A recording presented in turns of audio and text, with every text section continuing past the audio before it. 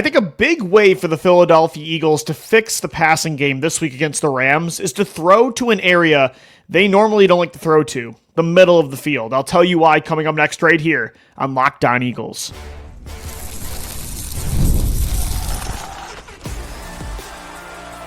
You are Locked On Eagles, your daily Philadelphia Eagles podcast. Part of the Locked On Podcast Network, your team every day. Thanks so much for making Locked On Eagles your first listen each and every day. Welcome in, Eagles fans, to this Friday edition of the show. I'm your host, Louis DiBiase, and today's episode is brought to you by FanDuel. Right now, new customers can bet just $5, and if your bet wins, you'll get $300 back in bonus bets to use across the entire app. Just take Jalen Hurts, the anytime rushing touchdown. I think that's going to hit again this Sunday against the Los Angeles Rams. A rematch of, I think, the greatest football game I've ever watched. Eagles-Rams in the snow in the divisional round last year. The Rams see it as a rematch. The Eagles certainly are not thinking of it that way. They had the Rams number last year in both the regular season and the playoffs. If they want to continue to have the Rams number, though, I do think, I'm not going to say anymore they have to be able to throw the football to win the game, but they've got to throw better at least than what they did against Kansas City. That simply was not good enough. You're not, even with a run-first elite offense, with an offensive line the Eagles have, and Saquon Barkley and Jalen Hurts' ability to extend plays with his legs and, the tush push, even with that being such an elite part of this team, you normally can't throw for a little over 100 yards and win most games. Normally you have to do, especially against a Rams offense and defense that are atop the league in most statistical categories, you're going to have to do a little bit more than what you did against Kansas City. Does Jalen Hurts have to go out there and throw for 250 to 300 passing yards to get a win? No, they certainly don't have to do that, and they proved that all of last year. So I'm not going to say that, but it's got to be better than, more efficient, more explosive than what it was against Kansas City. If they do that, if they're able to do that, how is that going to happen? I do actually think, looking back and watching some of the All-22 over these first two games, there's a way that they can get back on track by exploiting an area of the football field that normally they do not really throw to that spot. It's over the middle of the field. And I think defenses clearly know that, and they're playing to that fact when you look at the way teams are covering the Eagles' passing offense. And you look at the routes the Eagles are running. You look at, normally, it is exactly what you're seeing on tape through the first two games. It's deep balls along the sidelines, vertical shots, mirroring routes on both sides that don't really interact with each other.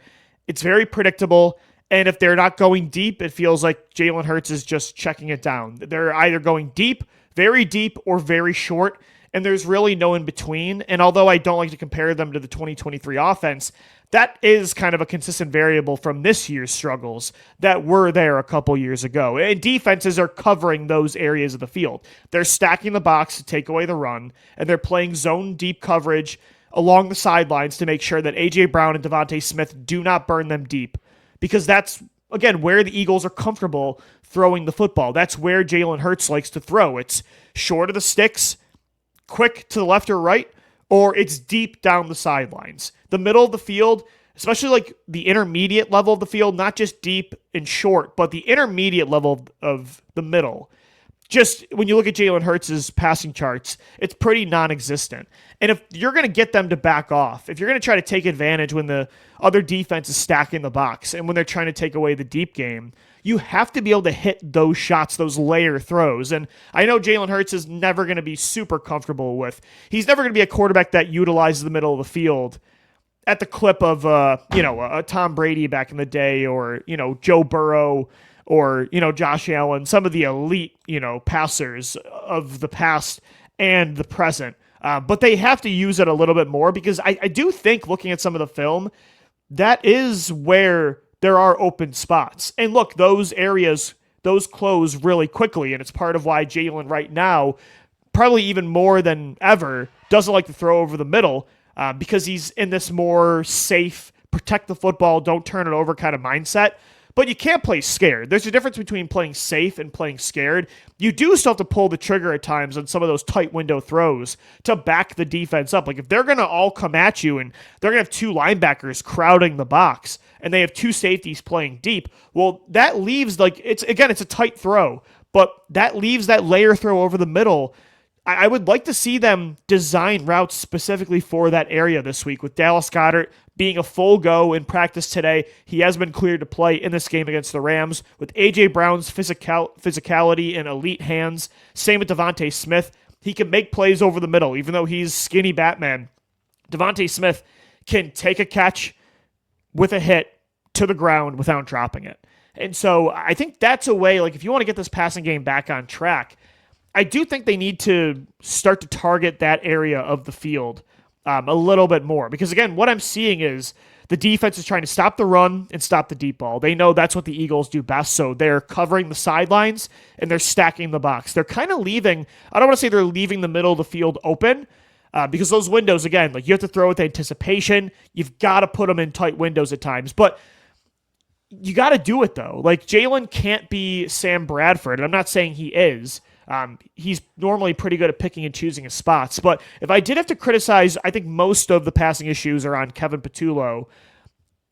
But if there was anything to blame Jalen Hurts for, I do think there is some hesitation at times to where there's a quick window. Guys are not clearly open a lot in this offense so far. Patullo's routes are not helping create separation.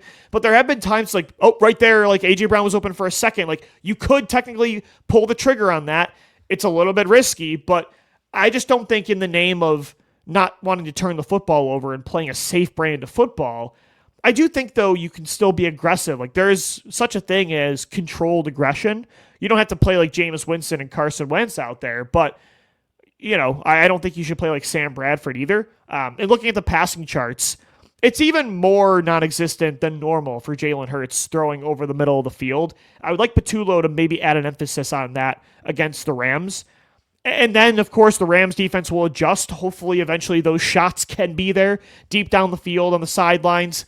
Saquon's not going to always have to deal with an 8 to 9 man box every single play, although the Rams got gashed by Saquon at a historic clip in 2 games last year. So they're coming after him. But that's why, boom, little play action under center, little mesh sit wheel concept. Let's get Saquon Barkley going on some actual routes too. Can we get Saquon lined up against a linebacker down the field? Get those layer throws over the middle of the football field.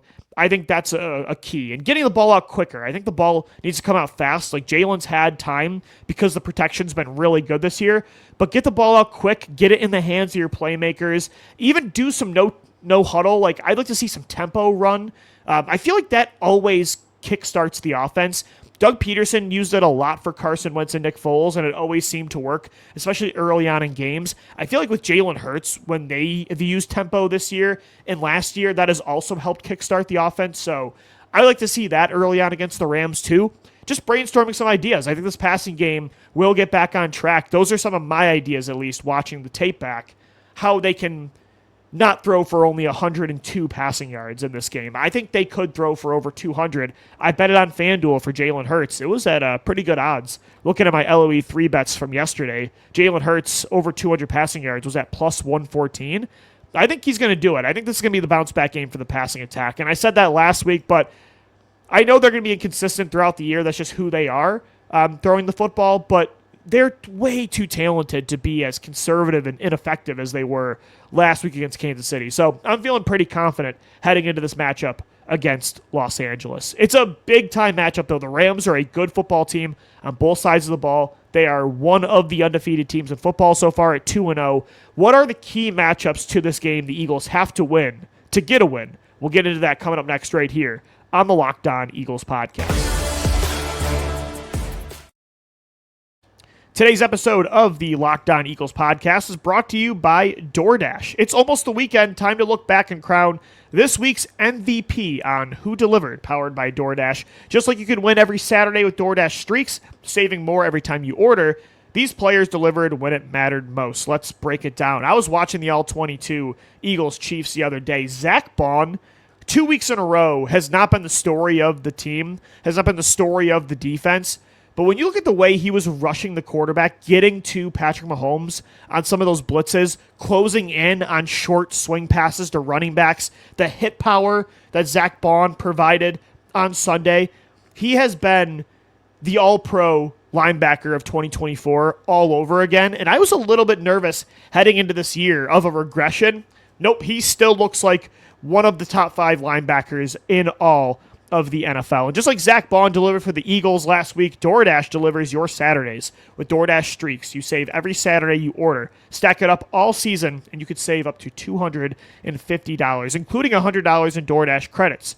Order this Saturday. Keep the streak alive. Fuel your game day only with DoorDash. Terms apply. Promo period through November 18th. Guys, today's show is also sponsored by FanDuel. The NFL season's here, and FanDuel is making sure that you're ready for kickoff with a can't-miss offer. Right now, new customers, you can bet just $5, and if your bet wins, you're going to get $300 back in bonus bets. That's right, you can use across the entire app. Just take Jalen Hurts and anytime touchdown. Like I said earlier in the show, it works every single time. I love using FanDuel because it fits however you like to bet, whether it's player props, building a same-game parlay, or even jumping in live as the action unfolds. It makes every game more exciting, whether you're watching your team or just keeping an eye on your fantasy lineup. It's quick, easy, and the best way to add a little more energy to your Sundays. So are you ready to play?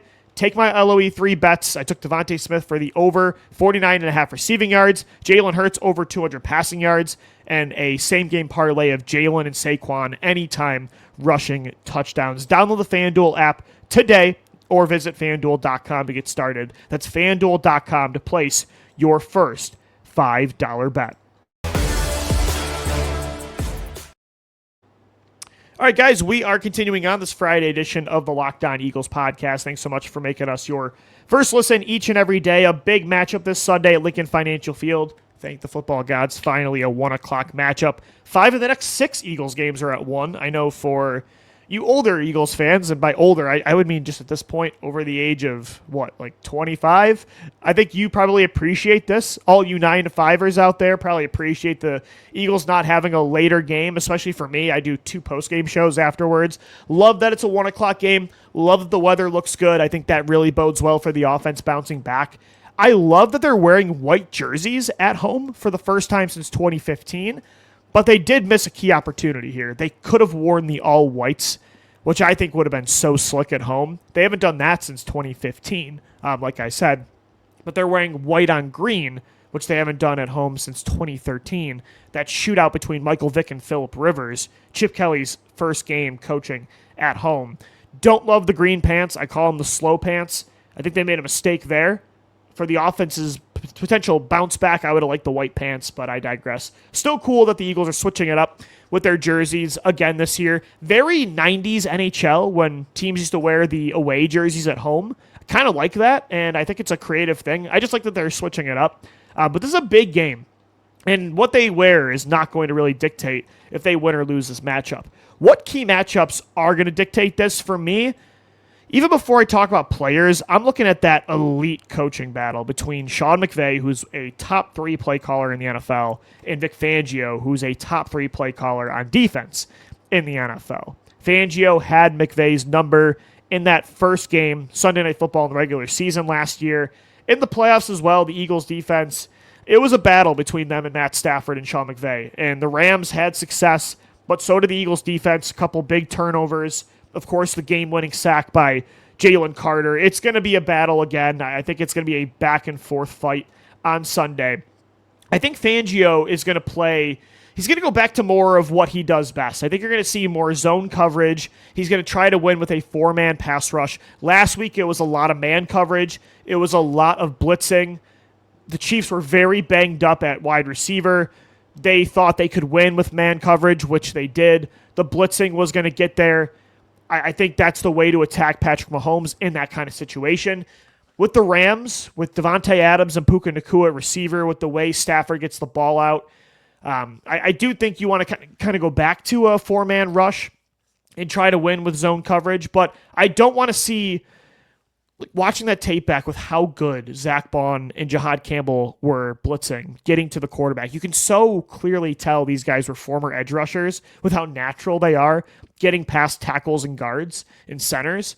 I don't want to see them just remove blitzes, though, from this game, especially if Matt Stafford is getting the ball out quick and Adoree Jackson is getting cooked, which is a matchup I'll talk about in a second here. I do want to see in timely fashion some blitz calls, like on third down, obvious pass situations. I would like to see them still use the blitz, though, with Jahad Campbell, Zach Bond, and also I like the safety blitzes, too, with Drew Makuba last week. Maybe we'll get some slot corner blitzes with Cooper DeJean.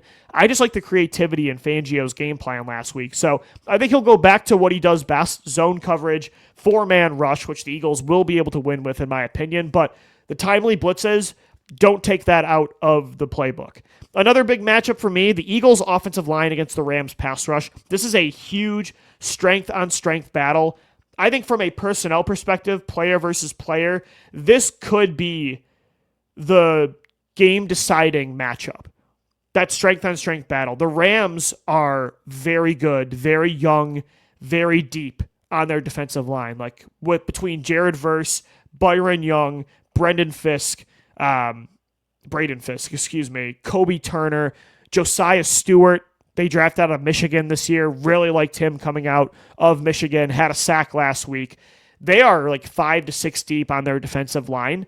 Of course, we know the Eagles have, to me, the best offensive line in the NFL. That's going to be a King Kong versus Godzilla battle. And interestingly enough, the Rams are one of just 2 teams in the NFL this year with 2 edge rushers that have top 10 pass rush grades. Byron Young and Jared Verse. Byron Young already has 3 sacks for the Rams, and Jared Verse, as we know, was the rookie of the year last year on defense. Should have been Quinyon Mitchell, but I digress. A really good pass rush by LA. If you can neutralize their pass rush, if you can protect Jalen Hurts, I do think, though, this defense in LA is susceptible to get beat on the ground and through the air. I think you can win in both ways. This could be a very complete performance if the pass rush is not hitting home. Now, if they're getting to Jalen Hurts, that changes things. That's why, to me, this matchup is so crucial. If the Eagles' offensive line is on their A game and Jalen has time, Emmanuel Forbes is one of their starting outside corners, and we know what happened last time A.J. Brown went up against Emmanuel Forbes. So, to me, that's like the biggest. Fangio versus McVay is such a key matchup. Coach versus coach, elite offensive mind versus elite defensive mind. But personnel-wise, the Eagles' offensive line against the Rams' pass rush, like that's the big one for me. I will say, though, I mentioned it earlier, Adoree Jackson against Puka Nacua and Devontae Adams, I'm very nervous about that. This game frightens me because the style of Nacua and Adams, I don't think any of those corners after Quinyon Mitchell and Cooper DeJean will hold up in this kind of matchup. I don't think this is a Keely Ringo kind of game. I don't think this is a Jacorian Bennett kind of game. I certainly don't think this is an Adoree Jackson kind of game. I would love if there was a way you could almost just have Q and Coop shadow those two, and maybe you run like a big nickel package where Drew Makuba is kind of the third corner, pseudo corner in a way, where he's playing inside and outside against the wide receiver 3, and Quinyon's on Devontae Adams all day, Cooper DeJean's on Puka Nacua all day. I know they're not going to do that. They're going to play a lot of zone coverage, but I am nervous about Adoree Jackson in this matchup. He was a lot better against Kansas City, although he still wasn't good. Comparatively speaking to that first game against Dallas, he was better. But Kansas City's receiving core also was terrible last week. The Rams have 2 of the top 10, depending on where you think Devontae Adams is. Puka Nacua is certainly a top 5 receiver in the NFL. Devontae's probably still top 12. So they have 2 of the 12 best receivers still in the NFL, or top 15. So I'm a little bit nervous, but if they can just make sure Adoree Jackson doesn't kill them, they should be okay, though, in this game. And then another one on the Eagles' offensive side of the football, Dallas Goedert against the Rams linebackers. Dallas Goedert coming back is really big for this passing game to bounce back. He averaged 14 yards a catch against Los Angeles in the playoffs last year, which in a good, strong postseason run for Dallas, that was his high from a yards per reception perspective. He averaged 14 yards a catch against LA. So Goddard coming back is really big too. All right, guys, we'll wrap up this Friday edition of Locked On Eagles. Coming up next, the Eagles and Rams have been able to sustain a really high level of success since 2016. How have both been able to do it for so long at the same time? There is a common theme to this, and it should teach other NFL teams a lot. We'll get into it coming up next right here on Locked On Eagles.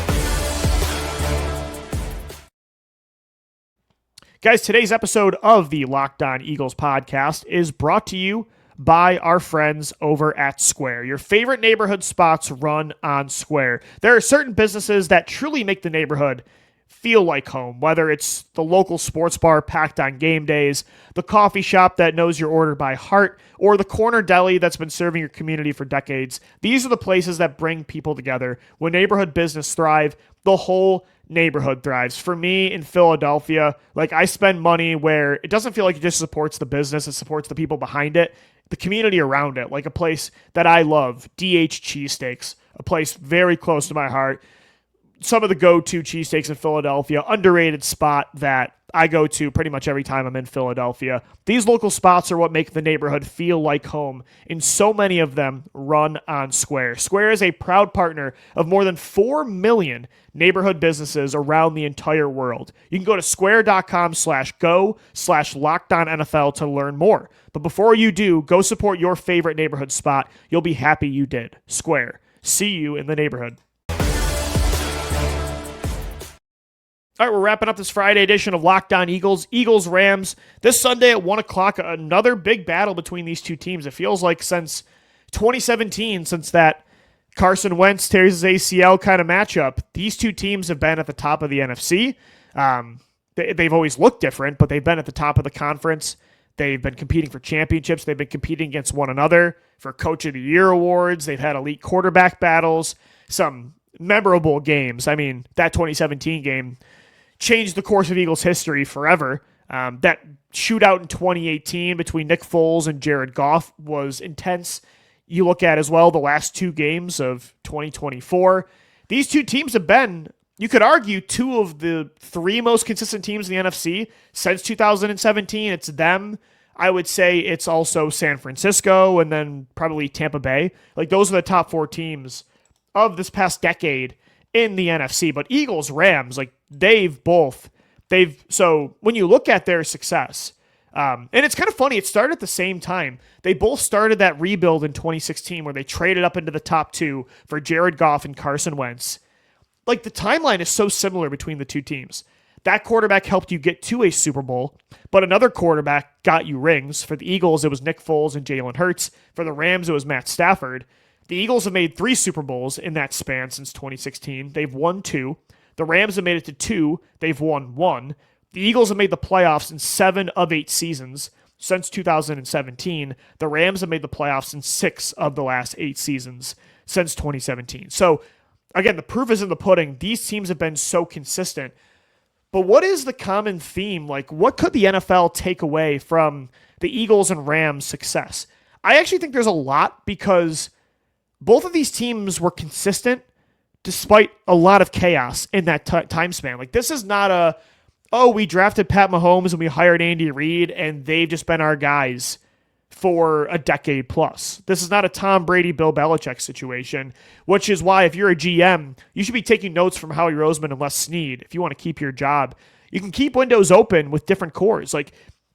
They've done it with, different head coaches, for the Eagles at least, Nick Sirianni and Doug Peterson. Both have done it with different quarterbacks. The Eagles have done it with Carson Wentz, with Nick Foles and Jalen Hurts. The Rams have done it with both Jared Goff and Matt Stafford.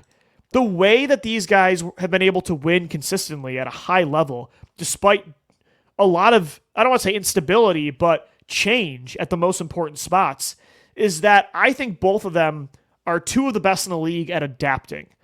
They've both found consistency with winning with different cores because they're able to build their rosters in different ways. First off, they're two of the best rebuilders in the game. They're able to quickly rebuild the football team. But they're unique. They're creative with their roster building. They aren't stubborn. They both were built in ways that allow them to admit mistakes and to change their roster building philosophies. They're not going to just sit on their laurels and say, this is what I believe, and both have certain building philosophies that they never waver from. But when you look at it, both were built with veteran talent early on in that time span of 2016 to 2025, and now they've had to go younger. And both kind of had like on the fly rebuilds where they aged quickly with veteran stars getting older and leaving or just not playing well anymore, and quarterbacks regressing, and they had to quickly flip it. And now they're much younger football teams. The Rams still have Sean McVay and an older quarterback in Matt Stafford, but their roster's young. And the Eagles are the youngest roster in the NFL on defense, and they had to completely rebuild their offense essentially too in that time span. So you look at it, they've done it in different ways. They've been able to rebuild on the fly. They've been aggressive, but also have been able to collect draft ammunition and be good drafters. They've changed their philosophies with Howie Roseman now drafting linebackers and safeties in the top 2 rounds and cornerbacks and signing running backs to big contracts. I mean, that's what it is, I think, with Howie and Snead, is that they're open-minded, right? They're aggressive for the short term and the long term. But I think for me, the big thing is that they're open-minded, that they're willing to adapt as the NFL changes. And I think that's very important. They're just very good rebuilders. And now they've been able to sustain success because they have built it a lot younger than they did in the past. So I think if you're a GM, like that to me would be the big takeaway from these two teams' level of success. And I think, again, this year, they're 2 of the top 3 teams in the NFC. I think it's the Eagles, it's the Rams, and it's the Packers, with the Lions as well still in there, and Tampa Bay. Like, those are your top 5 teams. Eagles and Rams still in that top tier of the conference. It's going to be a good game Sunday. Can't wait. We'll have our post-game show immediately following the game, plus our hour-long post-cast show with Jason Martias and Harry Mays, plus myself. So make sure for that hour-and-a-half-long content on Sunday, subscribe to Locked On Eagles on our YouTube channel, and then it'll all be posted as well in audio form wherever you get the show. Until then, though, thanks as always for making Locked On Eagles your first listen each and every day. Thanks so much for downloading, watching, and listening, and let's go Birds. Fly, Eagles, fly.